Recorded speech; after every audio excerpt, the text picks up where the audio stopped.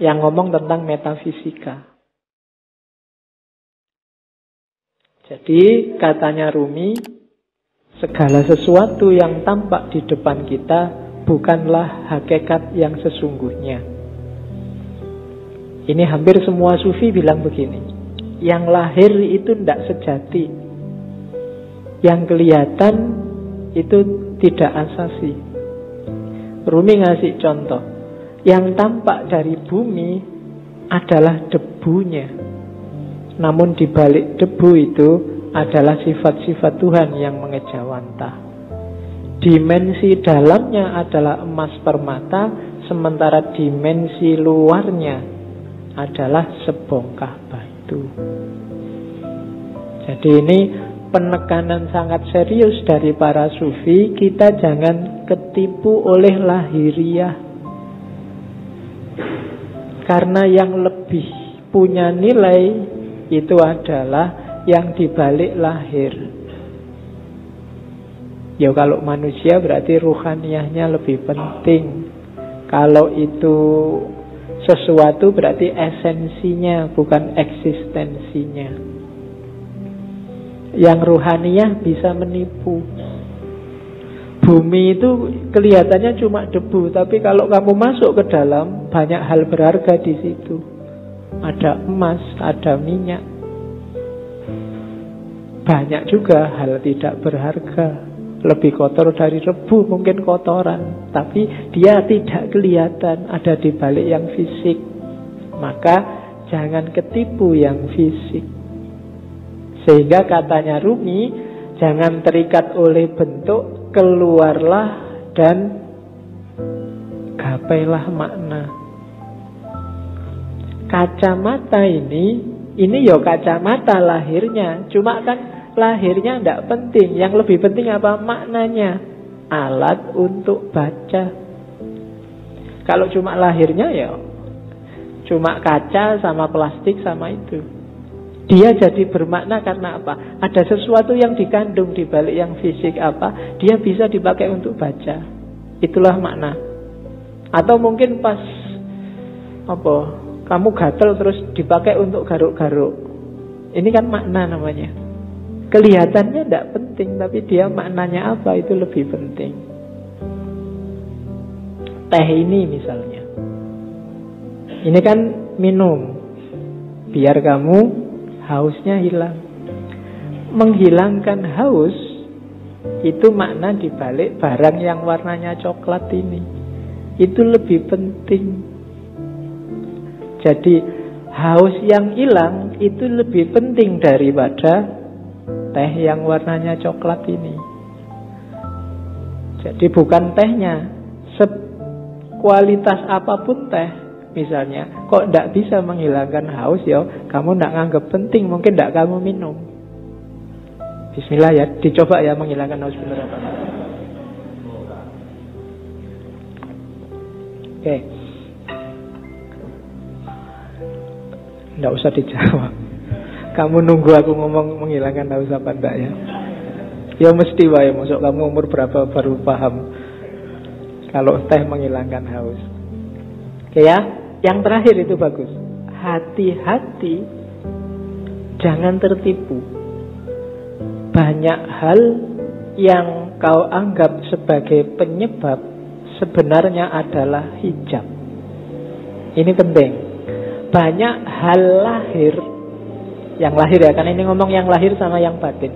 Yang lahiriah, yang kelihatan, kita nganggapnya ini sebab. Baju membuat kita ganteng. Kemudian amal baik membuat kita masuk surga. Macam-macam yang lahir-lahir ya. Katanya Rumi, hati-hati. Yang kita anggap sebab sering-sering malah jadi hijab. Hijab itu sesuatu yang menghalangi kita, malah menjauhkan kita dari Allah. Banyak hal yang kita anggap, oh gara-gara amalku yang ini loh, sekarang aku jadi tentrem hidupku. Seolah-olah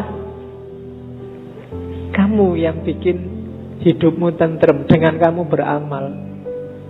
Allah tidak main di situ. Itu yang disebut hijab. Perannya Allah kamu hilangkan. Kamu menjauh dari Allah gara-gara yang kamu anggap sebab tadi. Gara-gara amalku ini sekarang rezekiku berkali lipat. Amalmu itu kan sebab. Itu loh. Kamu nganggap dengan kamu beramal terus Allah ngasih kamu. Jadi kayak kamu bisa merentah Allah. Ini hijab kalau bahasanya Rumi. Bikin kamu malah jauh dari Allah. Seolah-olah kamu yang mengatur ceritanya. Padahal bukan. Kan sering ya yang ceramah-ceramah, mari kita sedekah sekian, nanti baliknya sekian. Ya, dompet, mana dompet? Kan mesti gitu. Sering-sering. Nah, enggak. Iya mungkin begitu, tapi jangan dianggap sebabnya itu. Terserah Allah lah. Misalnya Allah menjanjikan 7.000 terus kamu cuma dikasih 5.000, apa ya? Kamu bisa komplain. Atau ayatnya bilang 7.000 terus kamu dikasih 700.000, kan ya enggak, suka-suka Allah. Amalmu bukan sebabnya. Kalau kamu merasa amalmu sebabnya, kalau kamu merasa yang lahiriah sebabnya, biasanya terus jadi hijabmu yang bikin kamu jauh sama Allah. Seolah-olah yang bikin cerita dirimu. Sodakoah biar nggak ketemu bencana. Seolah-olah kamu yang ngatur ceritanya. Itu yang oleh Rumi disebut hijab. Jangan salah, yang lahir-lahir, yang sering kita anggap sebab, itu ternyata nantinya berubah jadi hijab. Jadi lampauilah yang lahiriah itu. Terus, nah, kata-kata Rumi lagi. Kalau manusia dianggap manusia dari fisiknya, dari lahirnya saja, maka Muhammad dan Abu Jahal itu memiliki kualitas yang sama. Lukisan di dinding pun persis seperti manusia. Lihatlah apa yang kurang. Lukisan indah itu kehilangan ruhnya. Jadi manusia juga begitu. Jadi manusia atau tidak yang sejati tidak tergantung fisik, tapi tergantung dimensi batinnya.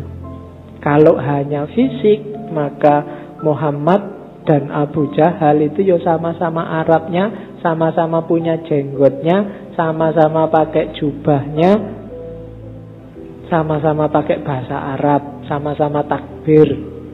Mungkin. Tapi yang membedakan apa? Ruhaniyahnya, batinnya. Maka kalau menilai, patokannya jangan luarnya.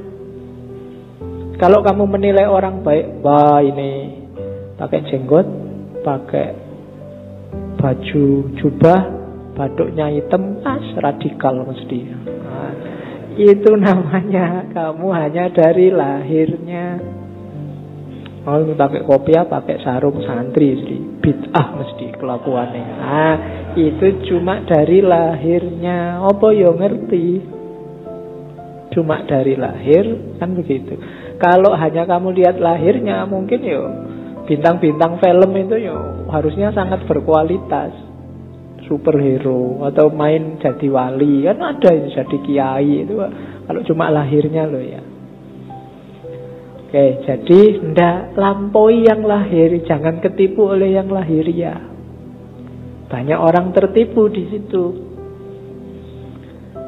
Jadi katanya Rumi, duhai saudara, engkau adalah apa yang kau rasakan dalam pikiranmu. Selain itu hanya tulang dan daging. Kalau kau anggap dirimu bunga, maka engkau adalah taman bunga. Kalau kau anggap dirimu semak berduri, maka engkau hanyalah bahan bakar perapian.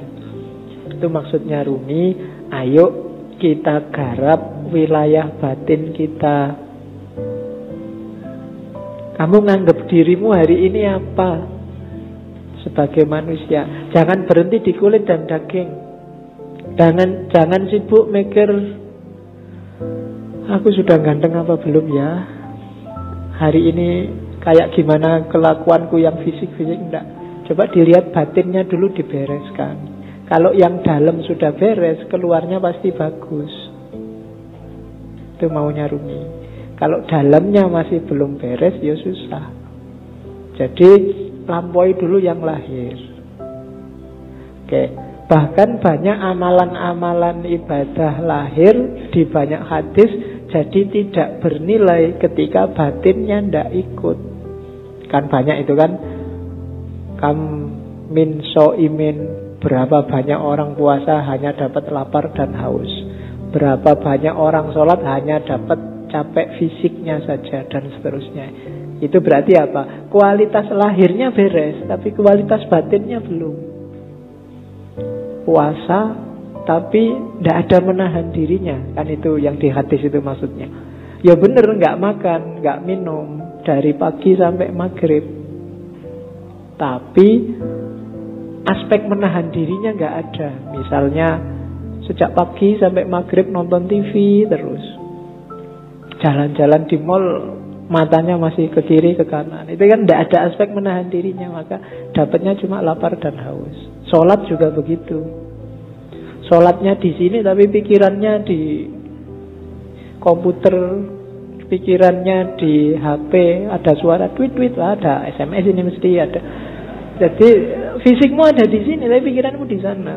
Sholatmu tidak ada ruhnya. Bilang Allahu Akbar tapi otomatis kayak robot. Baca Fatihah tapi Fatihahnya tidak hadir dalam dirimu. Itu persis kayak HP-mu yang bisa ngaji, tidak ada ruhnya. Ya, mungkin dulu pernah tak ceritain ya, ada yang tanya pada saya, Pak, HP yang bisa ngaji itu kalau dibawa ke WC kira-kira boleh tidak Pak? Kan itu Quran. Jawabannya susah. Ada kiai ulama Arab yang jawab boleh. Kenapa? Asal di WC nggak disetel ngajinya. Nggak kamu sambil di WC terus ngaji bismillah, nggak boleh. Tapi kalau ada aja dalam HP tidak apa-apa. Analoginya apa? Pikiranmu. Kamu hafal Fatihah tidak? Hafal. Berarti di kepalamu ada Fatihahnya. Wong hafal. Kalau kamu masuk WC, masuk hafalannya mau dibuang kan enggak? Berarti tulisannya ada, hafalannya ada, masuk WC, asal enggak kamu bunyikan waktu di dalam WC.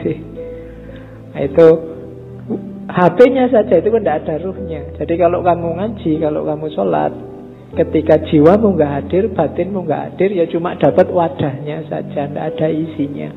Bahkan mungkin lebih bagus HP-mu, tarpilnya jelas. Ya, kalau kamu ngaji dewe kan masih pelekak-pelekuk.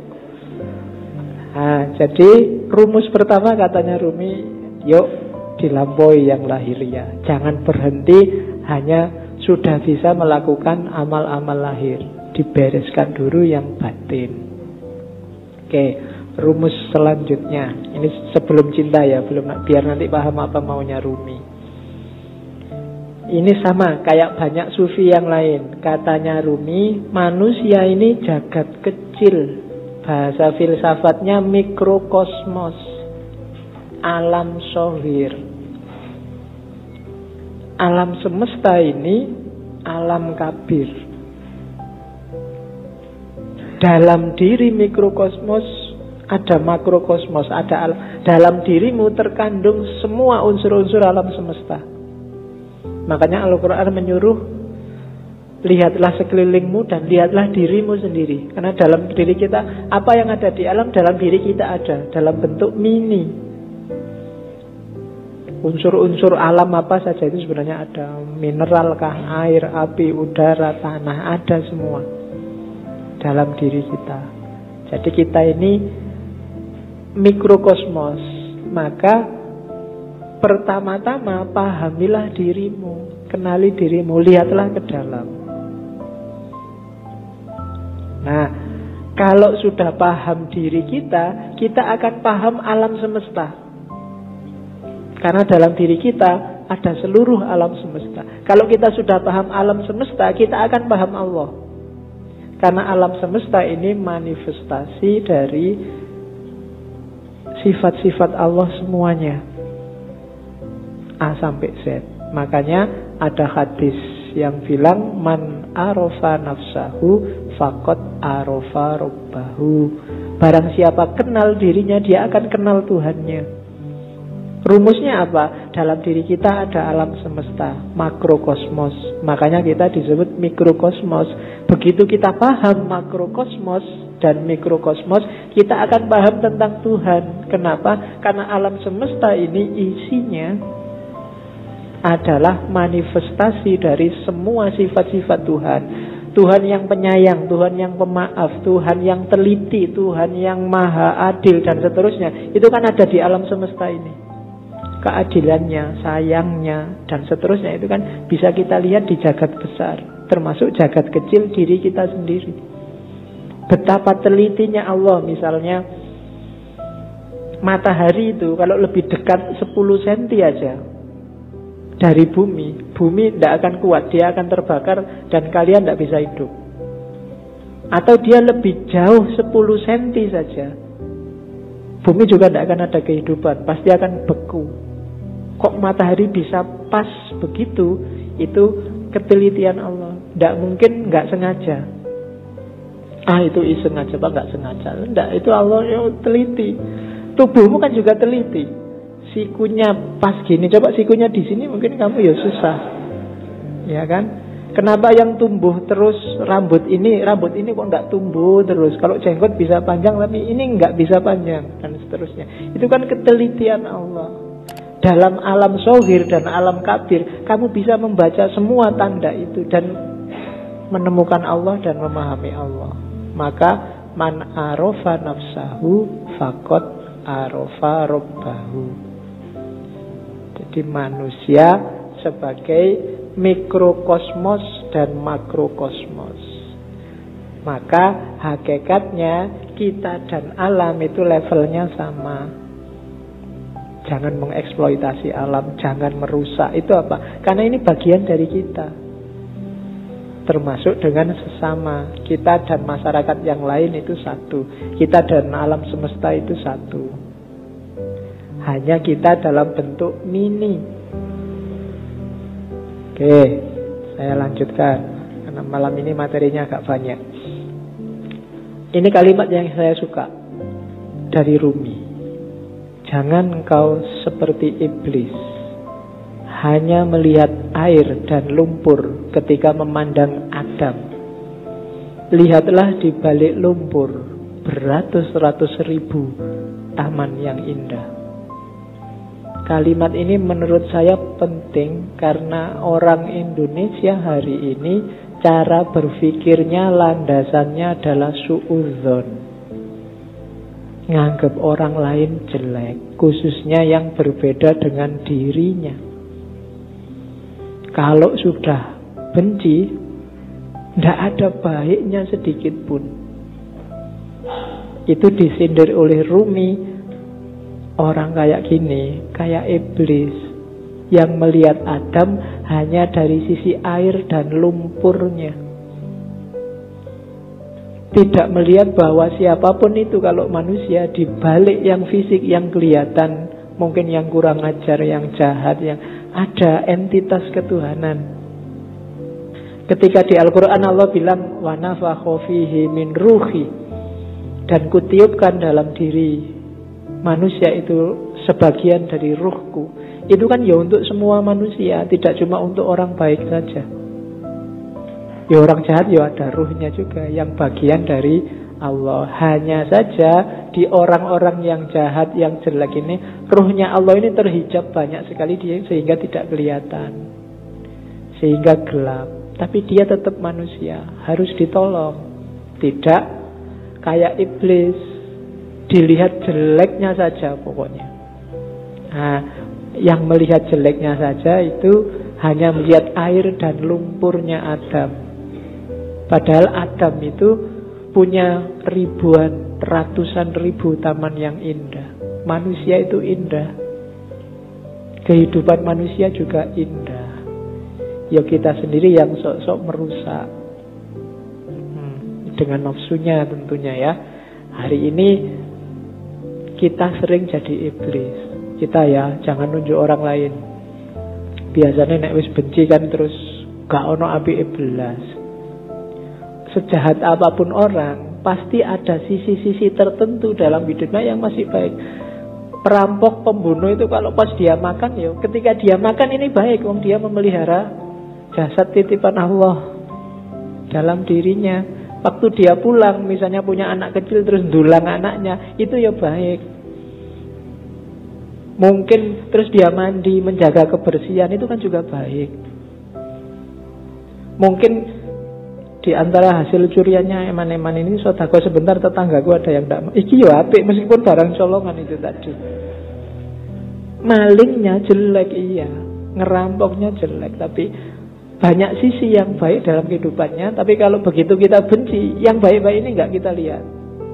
Sebaliknya kadang-kadang juga begitu kita suka, yang jelek-jelek tidak kita lihat. Nah, maka yang penting yang pertama, jangan kayak iblis ya, suka benci orang lain. Kalau ada orang tersesat, diingatkan. Kalau dia ngeyel, ya sudah, kan gitu rumusnya. Ada orang mau ke Jakarta kok jalannya ke timur, ya jangan dimarahi, jangan dipisu-pisui, dipukuli, kurang ajar kamu ke Jakarta kok ke timur, kan enggak. Ya mas, Jakarta itu ke barat, sampai kok jalan ke timur, ya suka-suka saya dong. Ya sudah, kan gitu aja. Hari ini kan kamu gitu, ada orang kamu anggap sesat, terus kamu marah-marahi, kamu pukuli, nggak ditunjukkan yang benar gimana. Tunjukkan ya, tugas kita kan cuma tabligh, sampaikan aja. Kalau nggak diterima ya sudah. Perkara nanti kamu kesasar mau ke Surabaya kok terus nyampe Banyuwangi, mau ke Jakarta nyampainya Banyuwangi, ya dinikmati saja, urusannya dia. Nah, yang penting kita jangan jadi iblis. Kalau ada orang beda, orang kita anggap sesat, terus kita lihat jeleknya saja.